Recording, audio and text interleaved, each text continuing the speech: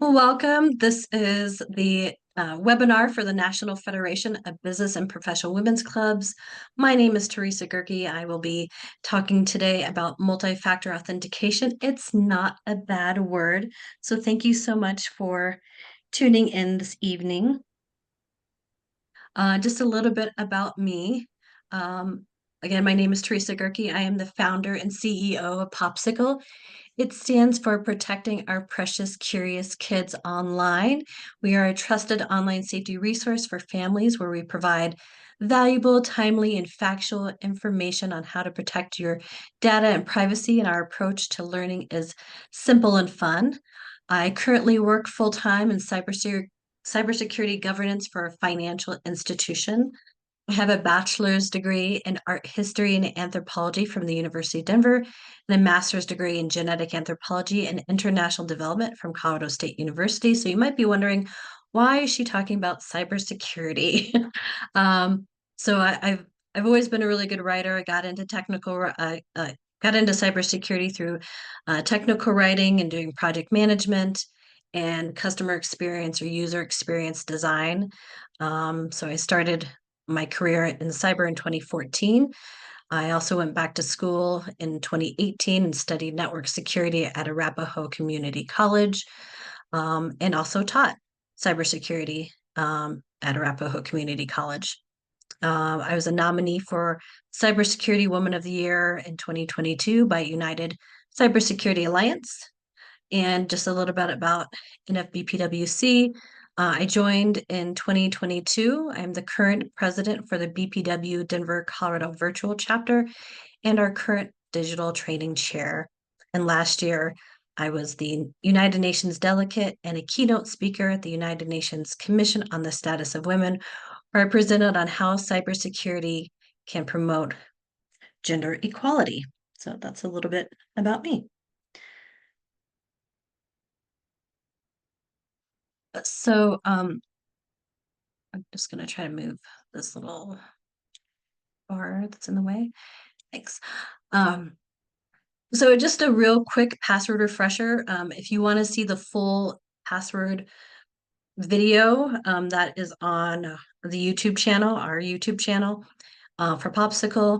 And, you can feel free to watch that. But I do want to just kind of highlight again, what is a password? It's a secret word or phrase used to access personal information. It should be complex, using uppercase and lowercase letters, numbers, and special symbols or characters. You can see from the Hive systems password table, this is how long it takes for an attacker to brute force, break the code of your password. So we do recommend at least a minimum of 12 characters, but prefer a 16 character password with that complexity. You can see that takes like 3 quadrillion years to hack. And also using a password manager. In this case, what you really need to know is that you have one passphrase that is like the master password that will open up your vault to all your other accounts and usernames and passwords and pins. And that can make it easy. So, creating a passphrase that is easy for you to remember.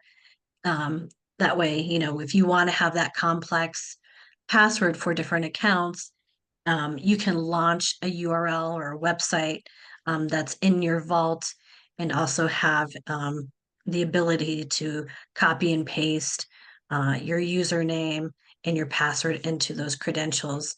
And of course, use multi-factor authentication. So those are just a couple of the different password managers that you can use, but there's plenty more. And I suggest that you do your research, find one that's, has the capabilities that you want, but also is the right price point as well.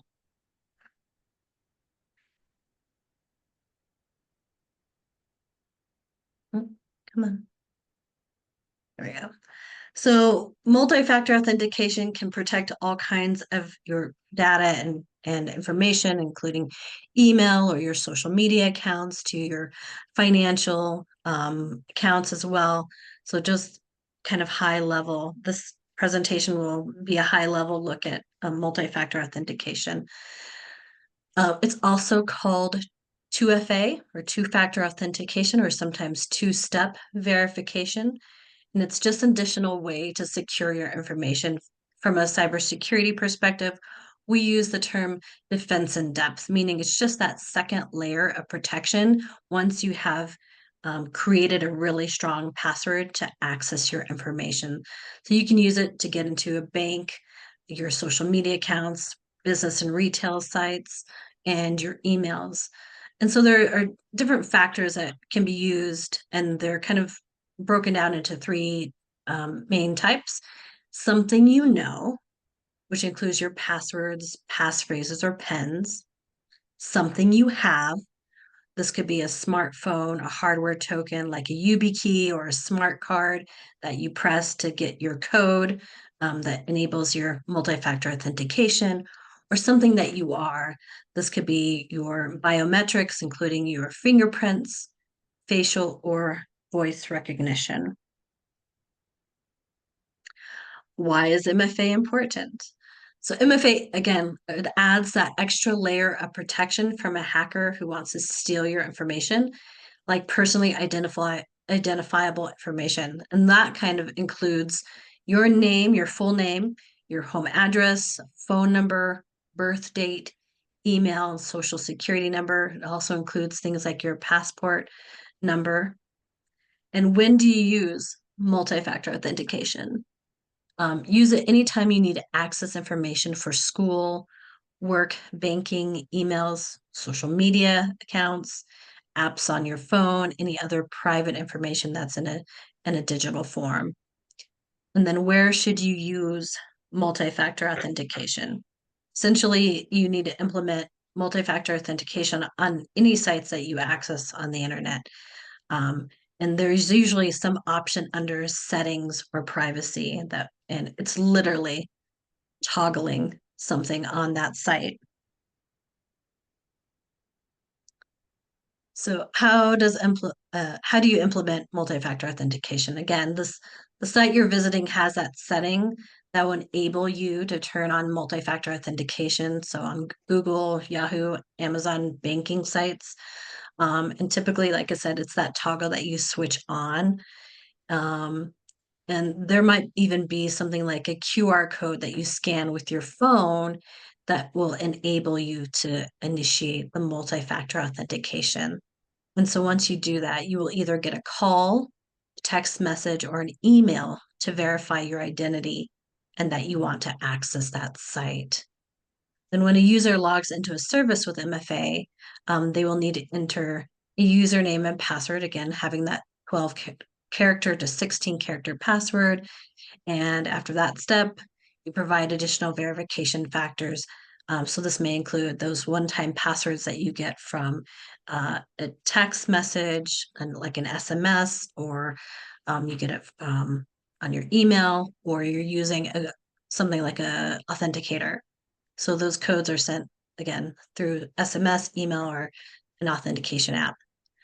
You can also do it through biometrics, again, scanning your fingerprint or face to identify your identity, or security tokens, which is a physical device that generates a code or connects via USB to authenticate a user.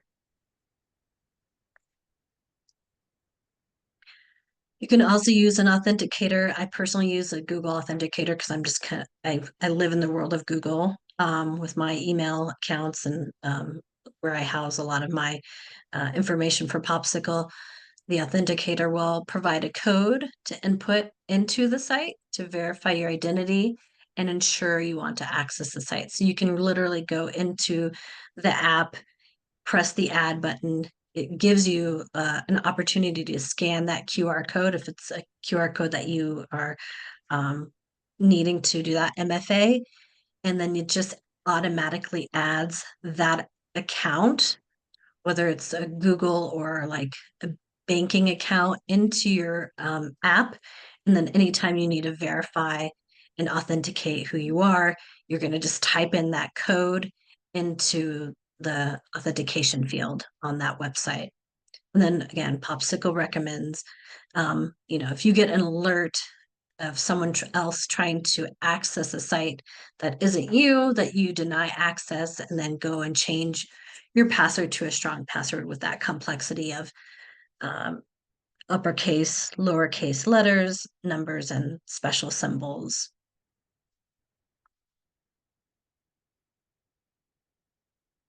And that's it. It's pretty quick, but I'm open to any questions that people have.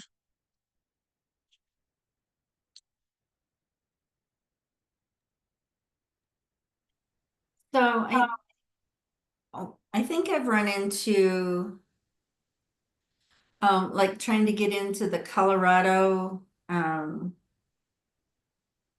authentication where you have to have an app or something different. Is that I'm probably explaining this wrong. Um, Are you talking about like like when you the our BPW Colorado or some other oh website? no, I mean like Colorado state of sorry. Um, like they had that place where you can keep your driver's license and your social security and your password number and your Are you? code. I think you're talking about the digital app for the state of Yeah, Colorado. yes. Yeah. Yes, I And used to actually. it talks about having, or it did anyway, I guess it's been a little while, but it talked about um having one of two or a certain app on your phone or something that's an authentication thing. Is that the same as like the Google or the trying to find mine? Are you talking about the actual state of Colorado digital app or the Yes. authenticator? So, Well, I guess I'm questioning the authenticator that it tells you need in order to, sorry, I'm updating right now and seeing if it still does that. what is the app called for the state of Colorado? My Colorado. That's right. Okay. Let me just check.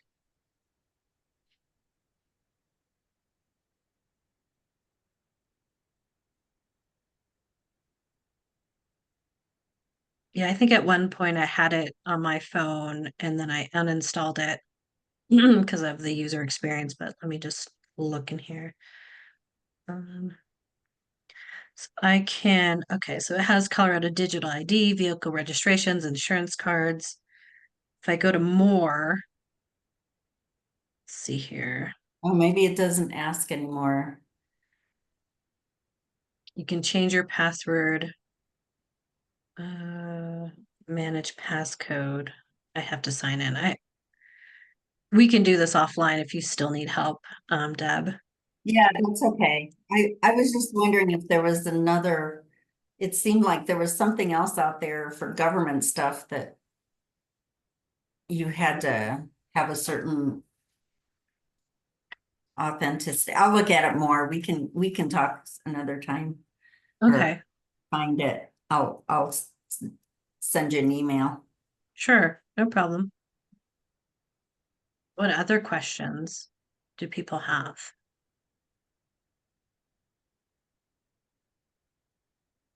I think you did a great job kind of outlining all of the things. It just overwhelms me to think that my password should be like 16 characters. I have a hard enough time remembering, um, I guess 8. But Yeah, and you can see if you have 8 in that complexity, it's 7 years and it gets faster. Like the 2023, 8 might have been a little bit longer, Mhm. but every year now that we're getting closer to the quantum computing, it's just Right. getting faster and faster.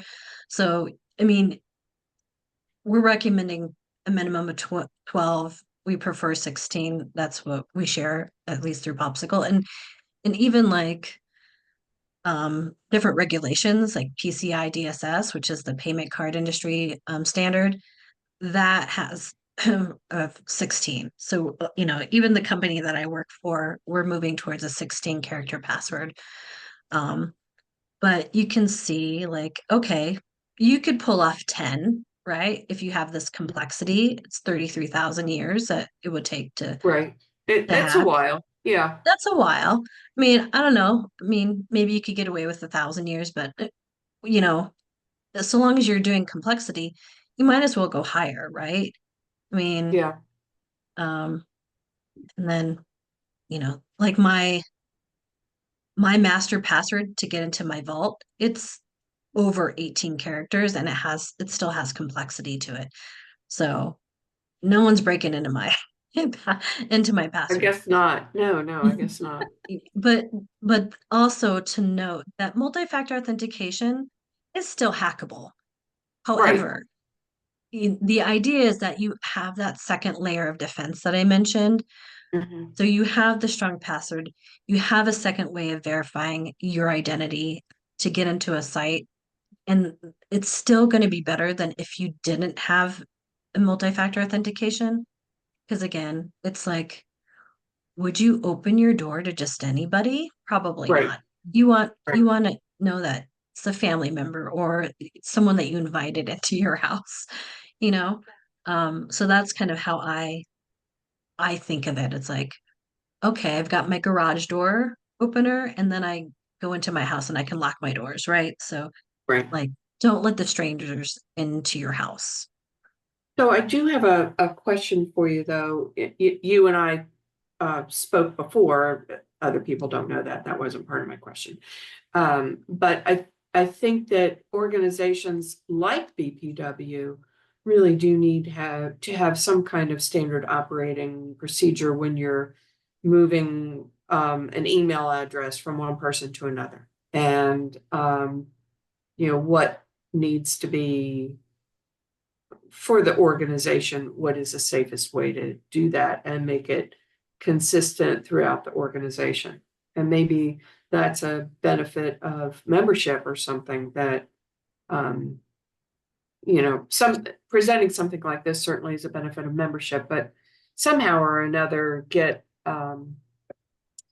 it would have been nice to have more folks on board and possibly do this when the term is switching, um, to get those emails up to date so that there's not additional problems. Right. And you and I kind of know like the issues with shared passwords or shared accounts. Let me rephrase that. A shared email that Yeah, has an old password. yeah, So it should be that standard operating procedure or the policy, it's really a policy. The policy of NFBPWC is that when somebody's term is over and they should no longer have access to that account, and it automatically changes passwords. So somebody or something, some automated tool will change the password. Like, I don't want someone to come into the account and be malicious. And I don't think that people have that intent, but I don't think that um, I think there's better security measures or what we call cyber hygiene um, in order for those email accounts and other assets to be transferred to the next person without the previous person still having access. gotcha. Yeah, So, that's definitely a conversation that, executive council, you know, and right, including me in the conversation with Barbara and those in leadership, that right, we can have and say, if we don't have a policy, we need to write one. And maybe right. that's built into the bylaws or something of our Even organization. if it's just in the procedures, yeah, something, but that's part of this transition period of, bringing when we bring new folks in. Yeah. Yeah. Yeah, no, I think that'd be really great. Yeah, and that's definitely something that I can include in my report. My next quarterly report to Executive Council is to inquire about the policy and changing of hands of email accounts and passwords, um, because it should be there, and I don't. Yeah, it should be. Yeah. To that point, Teresa, this is Cynthia with me. I think that if we have a master plan and policy procedures at NFBPW, then we roll it out to all the chapters, state, local, regional, whatever that looks like, with a high recommendation coming from the executive leadership team to implement something like that, because I've seen that in the years that I've been in the leadership team with BPW, both at state and local, that it's all very casual. And that's all fine, well and good. I agree with you 100% that the women that we have the good fortune to be collaborating with in BPW are not malicious people. They're um, not ill-intentioned, but they might make a mistake, and they being me, myself, and I starting first, right? Just inadvertently forget to pass a piece of information, inadvertently forget to change a passcode. Came earlier this year, late last year, where that there's a treasurer at BPW Colorado email address, or BPW treasurer at something email. Mhm. I've been the treasurer for years. This is the third or fourth time I've been the treasurer. I've never used that email address. Maybe there's some value add there to me, right? Maybe it's something that we should disconnect conversely, right? That it doesn't have any value add. Then the other question comes to mind is what history is attached to that? And is it relevant? And just make sure that we have a process that says when we inactivate or when we activate, these are the X number of items that have to be validated. Yeah, So I guess maybe what I'm saying all that, and it really comes down to audit control. right. And even like our social media accounts, I know we're kind of, talking about our particular chapter, but we had LinkedIn accounts. We have, as we talked earlier off the recording, BPW Colorado Instagram. Who owns that? Like, if we don't have the historical record of that, we can't pass it on to the next person who might benefit from, you know, engaging in our membership. So we need to have a record of that somewhere, whether that's, we all have a, a BPW Colorado like vault or something that we can carry through with everybody's email usernames, passwords. And there's somebody who has, or one or two people have been identified to be kind of the master admins for those accounts that are trustworthy, and that they can share that information out. Like we do that for women in cybersecurity for our Colorado chapter. Um, and we honor the fact that, these are shared accounts, and we're really careful about, our passwords and who we share it with. And, you have to be a board member to be able to access information. So it's not given out lightly, I should say, and it shouldn't be for our organization either. But I think talking apples and apples, so in that regard with the women in cybersecurity, do you already have a document that lays all of this responsibility out for your You're organization? somewhere we do, yeah. Yeah. Yeah. I think it's also probably in maybe in our bylaws. I haven't looked at it in quite some time, so I don't recall off the top of my head, but No, that's okay. but I was that's thinking something that just we could more have in articulate. ours. Sorry, go ahead. No, it's okay. I was just trying to clarify, it's actually a written document versus an agreement amongst you all over your operating procedure. So looking for that formalization, if you will, of the process. Mhm.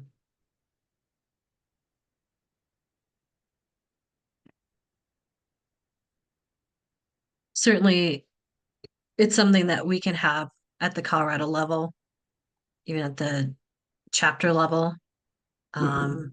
that it's standardized and kind of, and then also somewhat unique to our particular chapter, and we've had chapters dissolve. So then where if there's other assets out there from other chapters, like what happens to those? So there needs to be kind of a legacy or end of life kind of um uh, procedure for those Yeah. types of assets and information. Well, I appreciate you walking through this because I will say that I am using MFA for a number of things, but I typically considered it something that was more critical for banking kinds of transactions, financial information, financial advisor, medical things, rather than including all my social media, my email addresses and those kinds of things. So that's It- good to know. Yeah, yeah, and the other thing that's interesting then too is that I think I need more awareness of what happens if I set up something like that for the BPW treasury responsibilities at the respective banks. And it doesn't preclude anybody else from having access to the bank and having their own MFA and password sequence, et cetera. But I guess then it comes back to that audit control and the, here's our activation process and here's our deactivation process. it really requires really good communication because I can tell you, like from for Popsicle, I have a part-time backend developer, and when he would need to get into our LMS site, he had to get the MFA from me. Even though I Mhm. trust him, like I'm not going to give you Yeah, everything because that's just right. was dumb. Um, Mhm. but Well, you that know, protects him. I'm sorry you broke up. What? Oh, sorry, it protects him as well as you in your organization. Yeah, I mean, yeah, uh, For me, yeah, not for a me, yeah, that standard operating procedure. yeah.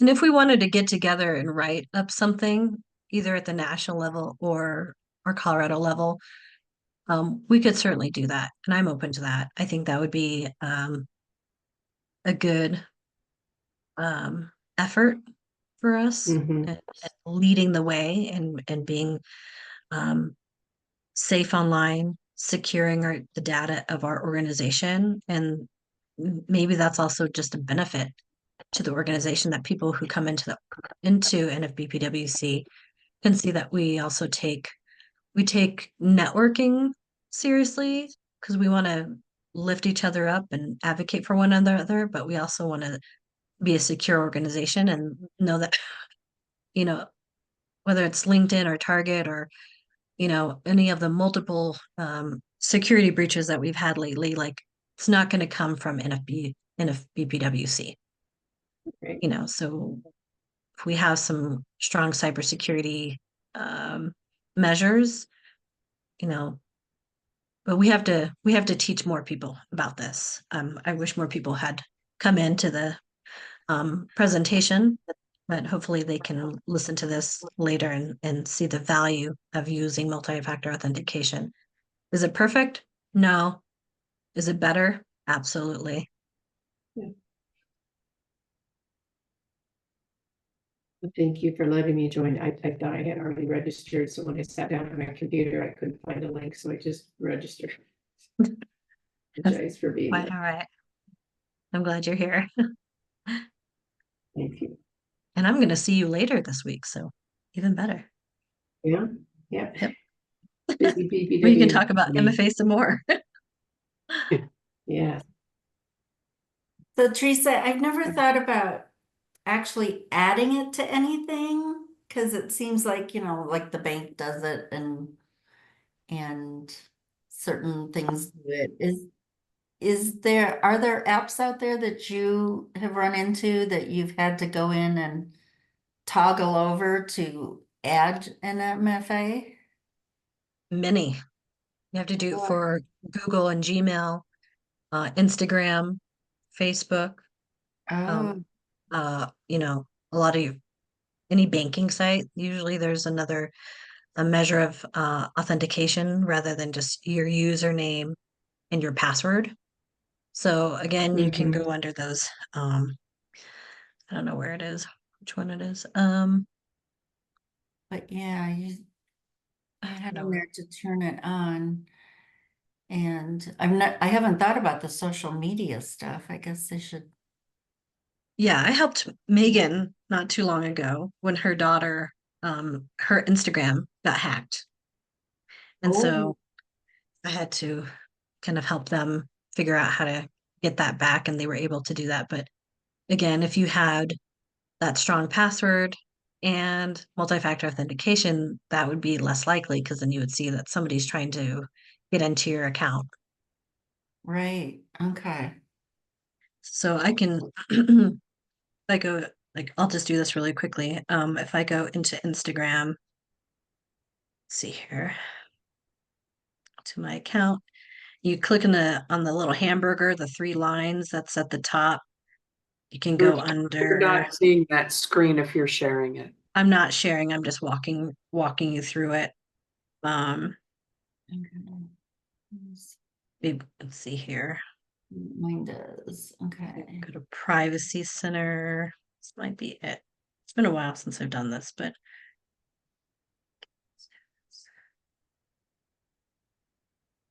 it should be under privacy center. Uh,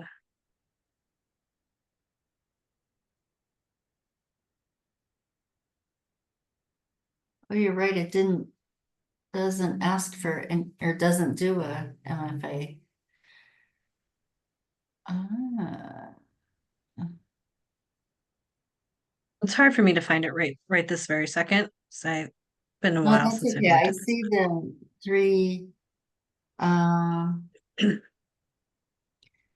it says it go to post, share to copy link, embed about this account. Is Yeah, that, look in there, common privacy settings. oh, it took me to a different account.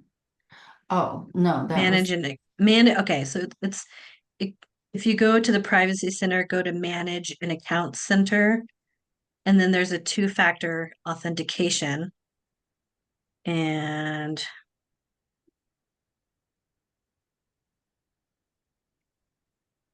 add extra security to your account. Two-factor authentication protects your account by requiring an additional code.